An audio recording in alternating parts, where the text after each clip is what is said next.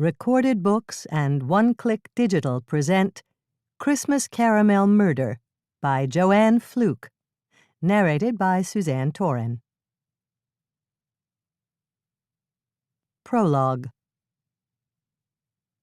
The dining room at the Lake Eden Inn was festive with corn shocks, hay bales, pumpkins, and giant beer steins made of papier-mâché. It was clear that the owners, Sally and Dick Laughlin, were getting ready for their Oktoberfest celebration over the weekend. It was Thursday night, and Hannah Swenson smiled at Ross Barton as she finished the last delicious bite of her dinner. "That was wonderful. Thank you, Ross." Sally, who was waiting on them personally, must have had a version of dessert radar because she approached just as soon as Hannah placed her flatware on the plate. "I've got a new dessert for you to try," Sally announced, motioning to the nearest busboy to clear their plates. When there was room to display it, she placed a large silver dessert tray on the table. "Something for Oktoberfest?" Hannah asked her. "No, for Christmas. I decided to feature chocolate and caramel, the way you did in the children's gift bags last year. That's why I'm featuring chocolate flan with caramel whipped cream." "I've never heard of caramel whipped cream before," Hannah told her.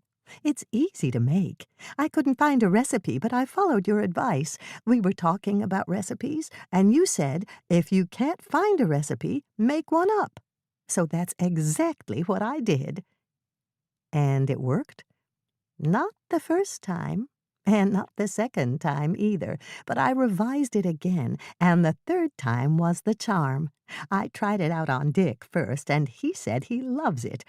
The only problem is, Dick has a sweet tooth, and he loves everything I bake. I'd really like to try it out on you, if you'll promise to tell me exactly what you think."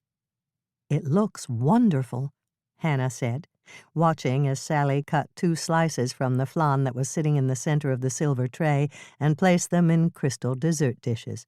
She added several dollops of caramel whipped cream and placed the dessert dishes in front of Hannah and Ross. "Be honest," she warned them, "and be critical, too. Tell me if I need to add something to make it better." Hannah and Ross picked up their dessert spoons and took bites almost simultaneously. Then both of them smiled. "Delicious," Hannah declared. "Oh, yes," Ross concurred, taking another bite. "The chocolate is really rich, and it's perfect with the caramel whipped cream." "Thanks," Sally said, looking relieved as she turned to Hannah. "I'm still trying to figure out how to decorate this flan to make it even more Christmassy." "It looks great just the way it is," Hannah told her. "But it could be more festive for Christmas. I'll let you know if I think of anything. And I'll ask Lisa. She's my decorating expert." "Just one more thing," Sally said, picking up the platter. "What do you think I should call it?" "Call it exactly what it is," Hannah suggested. "Chocolate flan with caramel whipped cream. If you call it something else, your wait staff will have to answer questions about what it is." Sally nodded. "That's a really good point. Thanks for the help, and enjoy the rest of your dessert." When Sally had left their table, Ross turned to Hannah. "I've never tasted Lisa's chocolate caramels. Are you making them for Christmas this year?" "Only if you really want us to," Hannah said, frowning slightly. "I know it's silly to be superstitious, but, well, they were bad luck last year." "What do you mean?" "I mean, last Christmas was pretty strange in the giant scheme of things. You weren't here, so you wouldn't know, but something bad happened with the caramels." "Something bad?"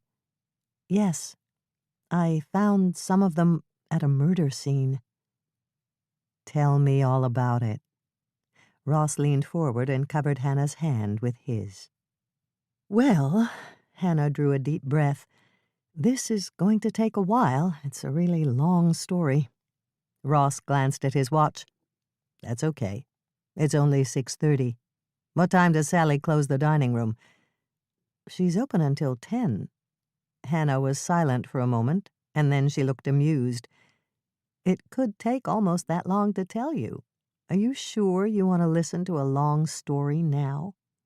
I'm positive. You've got me curious, Cookie. Tell me. Okay. Hannah gave a mock sigh. Just remember, you asked for it. But first, we'll need more coffee. Hannah waited until one of the waitresses had brought a fresh carafe of coffee, and then she began her story. It was the first Monday in December, and Lisa and I were in the coffee shop at the Cookie Jar. It was early, an hour before we were due to open, and we were decorating for Christmas. We were almost finished when everything started to happen.